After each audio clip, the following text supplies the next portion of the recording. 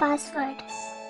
एक अजनबी एक 8 साल के बच्चे से स्कूल के बाहर मिला और उससे बोला, तुम्हारी माँ एक मुसीबत में है, इसलिए तुम्हें लाने के लिए मुझे भेजा है, मेरे साथ चलो।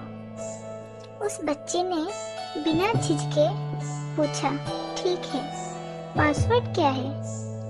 इतना सुनते ही वो आदमी निरुत्तर होकर वहां से खिसक लिया। दरअसल माँ बेटी ने एक पासवर्ड तय किया था जो आपातकाल में माँ के द्वारा भेजे गए व्यक्ति को मालूम होता है। बात छोटी सी है, परंतु नन्ही सी सूझबूझ बड़ा संकट डाल सकती है। अभिभावक बच्चों को विद्यालय में मोबाइल नहीं दे सकते, मगर পাসওয়ার্ড তো দেই सकते हैं ना।